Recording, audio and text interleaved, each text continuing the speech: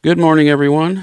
Scooter coming to you live from the Granville Guitars World Headquarters here in lovely St. Pete, Florida. Today on the bench we have something of a sad story, hoping to turn a frown upside down here. This is an early 70s Marshall Major amplifier that I restored a few years back for Mr. Pat O'Brien. Formerly now of Cannibal Corpse, and he had a fire at his house a few years back, and this particular amplifier mostly survived but saw quite a bit of water damage.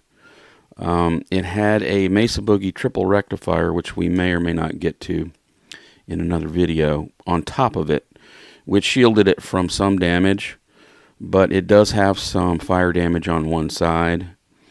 And there was apparently it was soaking wet when he pulled it out of the house, or when it was pulled out of the house. So we're going to do our best to try and see what's going on with it, see if it's going to function.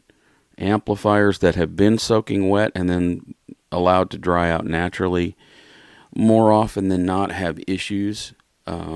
Sometimes they have none. Fortunately, it wasn't powered up at the time. Had it been powered up at the time, probably would have been a bigger fire. But at any rate, as we look at the front of this thing, you can kind of see everything he's brought me to have restored in the wake of the fire had this dark gray papery matter. You can see some of it right there in the corner. That's residue from the fire itself. It's mostly ash, but there's some paper in it. If you look closely at the Marshall logo there in the crook of the M and between the A and the R, you'll see that there's some of that stuff stuck in there. We got to get all that out of here because since it has carbon in it from a fire, it is more than conductive enough to create all sorts of issues. So every single thing in this amp is going to have to be thoroughly cleaned out. Being that it's a major, a 200 watt amp, it has vents on the top, unfortunately, and those vents allow a lot of debris to enter in and wreak their havoc on the thing. So let's look at a few other angles of the outside here. Now we can see on the top that the top vent has come loose from the inside, and that in itself is not necessarily troubling, except for that means that it was either hot enough or wet enough to come loose. And both of those things are troubling. The cabinet doesn't appear to be loose, or in general it seems to be structurally sound. But yeah, like you can see there, that grill is coming loose. One of the things that's heartbreaking to me, it's not the most heartbreaking thing, but one of the things that's hard for me is that I spent a lot of time and energy restoring this and two other Marshall Majors for Pat, and to see it like this is, kind of, we'll get past it.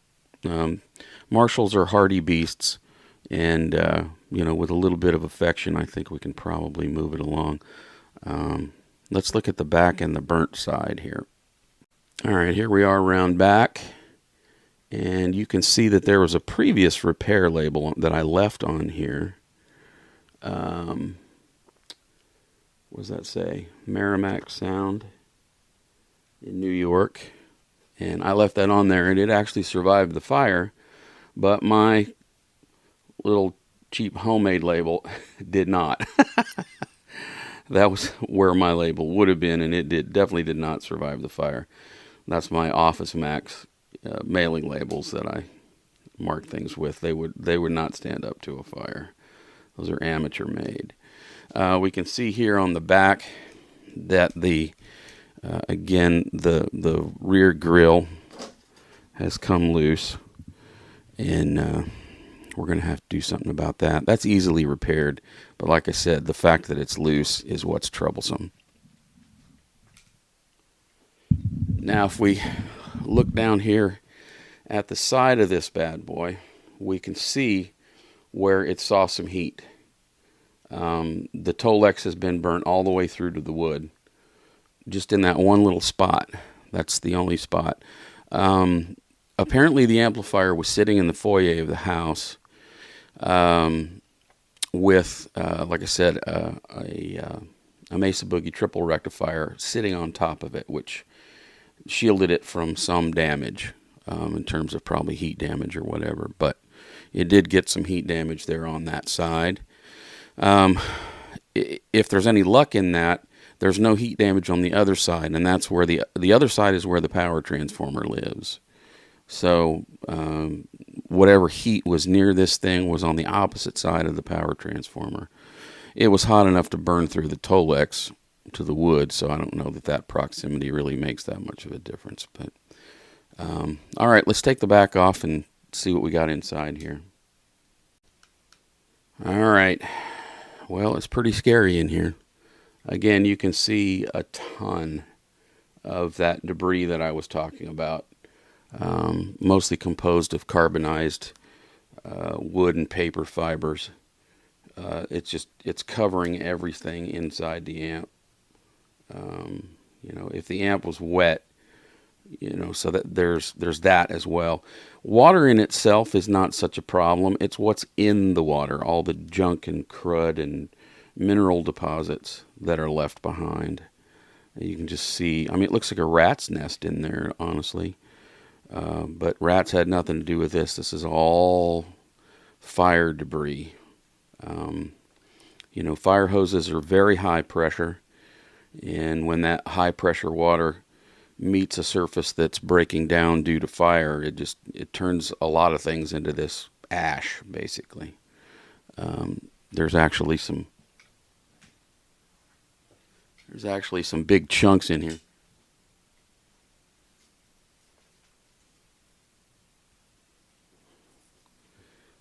Yeah, here's a piece of, looks like sheetrock or something. And this was wood. I'm imagining it probably was, a stud or something inside the house. But, and it honestly doesn't stink too much. It doesn't smell like a fire, strangely. Probably because it was not directly in the fire. But anyway, all that aside, sorry, I'm getting hypnotized by all this. We're going to endeavor to make this thing fly again for Pat. And so that's the goal here. I don't expect to find anything too tragic inside the amplifier. We're going to have to test the tubes, thoroughly clean everything. If I'm not able to clean the tube sockets well enough, those may have to be replaced. This is really important here. Before I take any of these tubes out, I have got to get as much of that stuff out of the amplifier, because as soon as you take a tube out, all that stuff is going to go flying into a tube socket, and then you're really going to have a problem. So that's the goal for today. I'm going to be messing with this thing, and if you're interested in how this goes, stay tuned. All right, it's as bad as I feared it might be. The thing was just absolutely jam-packed full of that stuff inside and out. I've real quickly removed most of the debris from the inside of the cabinet. You can see that. I'm going to have to scrub that grounding plate down and get any, debris off of that. I'll probably hose down the entire inside of this thing, but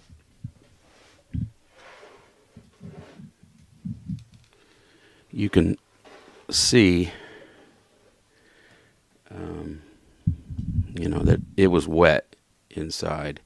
There's a water line probably 6 inches tall on either side of this thing where it had held water for at least a little while. You can see that on the inside panel there, that discoloration, the height of that discoloration, that's standing water. So that much water was inside this thing for at least, a few minutes, if not an hour or more. And that's bad mojo. So I'm hopeful hope is not a plan, but I am hopeful that, let's see if we can get over here and see the other side too. You can see that water line mark right there. I'm hopeful that this thing will live again, because these are seriously cool amps. I've done 3 of them for Pat, and I'm not. I think this is the super bass, and the other 2 are super leads. And this one did not get used on Red Before Black. I don't know. I'll have to check with Pat.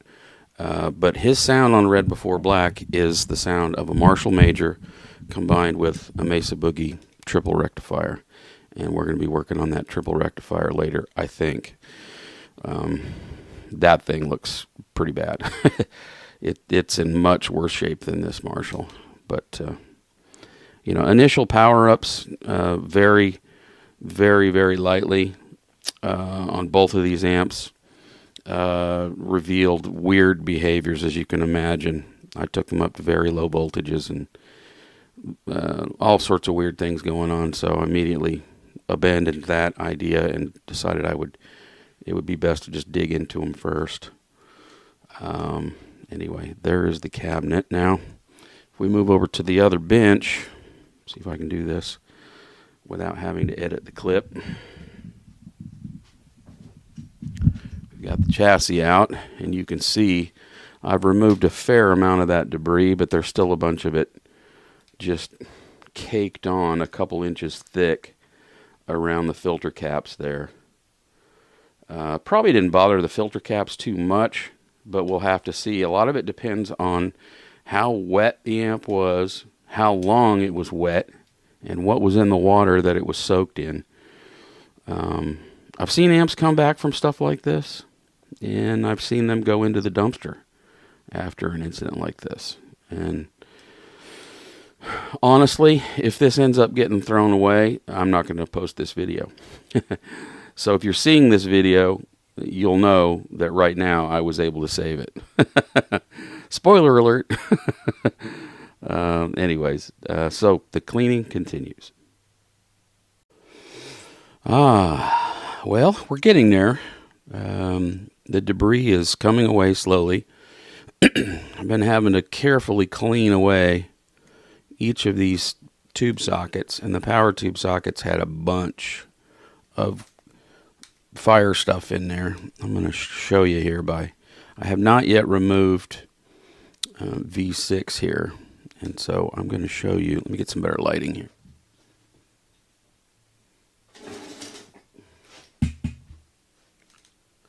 I'm going to show you what we find when we pull these things.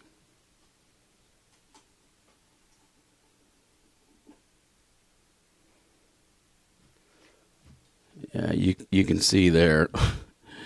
That stuff is so high pressure it just went everywhere. So you have to assume submersion in the case of this amp. You have to assume everything got wet. And if you look at that socket, here's one that I have cleaned already. Okay, and here's the one with the tube I just took out. What do you suppose would happen if we powered that up? That blackish looking stuff, all that has carbon material in it that will all conduct electricity and cannot be allowed to remain anywhere near the amp. We're going to have to over clean this thing in general. Probably cleaner than maybe it was when I did it before. Now, this is the third amp that I did for Pat. This was done in 2014, and I'm pretty sure that it was used as a backup on tour. I will have to ask Pat about that. But I don't think he ever actually used it live or in the studio. I think he used the other 2 Marshall Majors that he owns for his main amps. When they toured in support of Red Before Black in the U.S., I think the first tour that they did in support of that record, I think that's when Pat had the Majors out on the road. He didn't want to risk taking them overseas or out of the country because they're fairly valuable and heavy. So there's all that. The inside, which I'm going to be showing you here in just a little while, is pretty decent, actually. It had a bunch of the black flaky stuff inside of it, but none of it had adhered to anything, and it all blasted out pretty easily. So I'm hopeful that there won't be too many problems there. I just need to make sure I really clean the pots and jacks out thoroughly.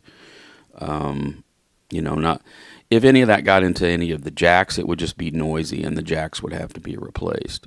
And the same with the potentiometers. Hopefully the potentiometers will clean out nicely and give us better performance. There's the light I was looking for. But anyway, as you can see, we'll go ahead and take out V7 and I'll show you here.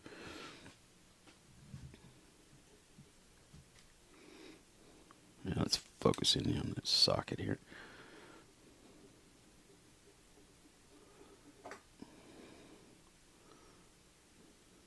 Yeah, this one's got a little bit in there too. Not quite so bad.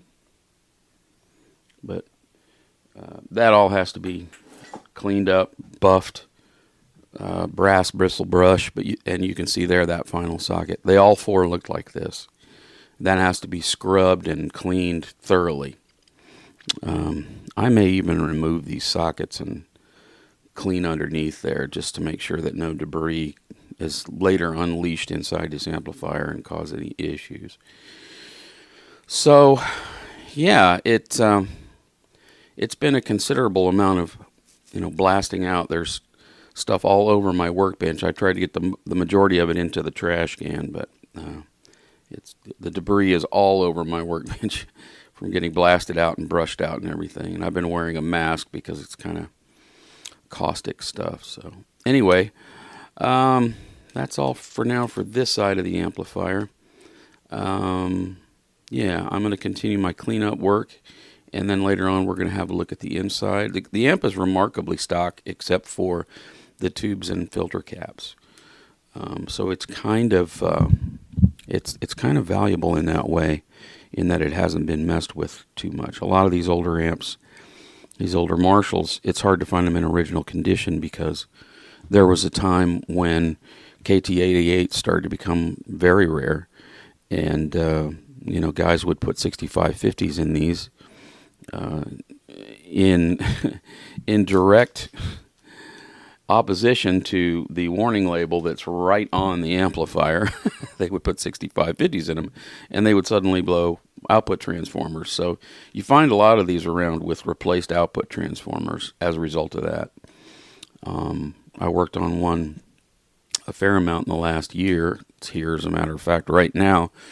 Our friends at Mercury had to give me a new transformer for that. When it came in, it had a Sun 1200S output transformer installed, which is acceptable but not correct. So anyway, I'm going to continue the cleanup here, and like I said, later we'll look at the inside. All right, here we are inside the amplifier. It's later on in the afternoon. I've been working on this thing all day. Just stopped for some lunch. I think I've got it suitably cleared out and cleaned out internally and ready to go here. I took a real cursory pass at powering it up with the current limiter. Good news, no shorts in the amplifier, or at least anything that would blow the fuse. The mains fuse, that is. So we're all good to go there. We can see a whole lot of originality inside this amplifier, which is real good. You want to see a piece like this in original shape. One of the cool things is somehow or another, the original tube label survived. It's no longer stuck to the chassis. But what I'm going to do with it, I'm actually going to secure it inside the chassis, inside this little baggie. And we can see here that it was intended for the USA. It was a 200 watt base model in the assembly portion. But one of the cool things about it is final test was performed on Halloween of 1973. So it's a 73. And the serial number it's on the back, but I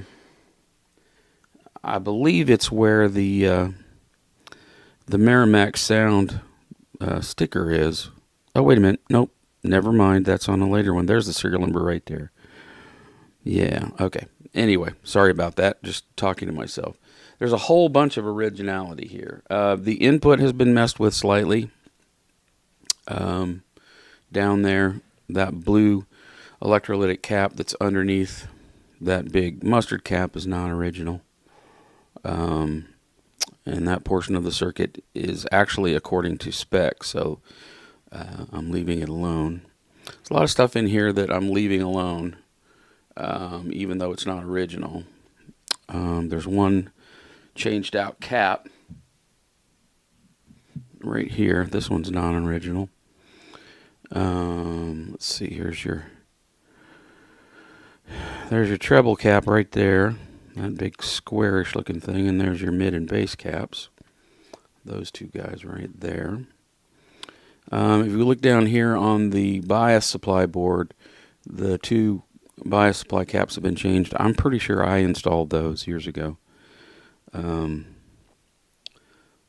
A lot of the original stuff is still here in the amp. Several of the pots have been changed. You can see, let's see if I can zoom in on it. That first volume 1 there, next to the jacks, that one is not stock. And I can't remember which other ones I decided were probably not stock. This is your this big mustard drop right here. This big mustard cap. That's for the presence control. That is original. So there's a lot of originality in this amp, and our goal is to keep it that way.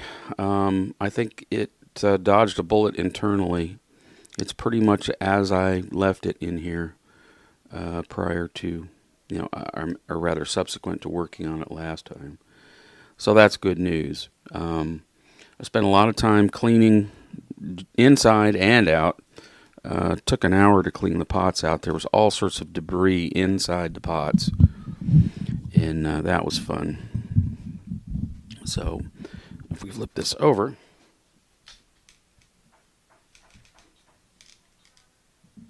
sorry about that. I'm trying to wrangle a microphone and a camera at the same time.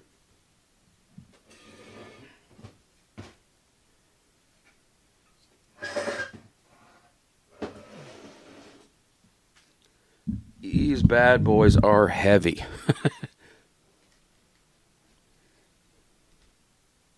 And it's mostly down to the transformers. They're just enormous. Just huge. If we zoom in down here to those power tube sockets, when we last saw those, they were filthy and caked with junk. All the tubes are testing good, remarkably, or at least all the ones I've tested so far. I forgot. I've still got the last two.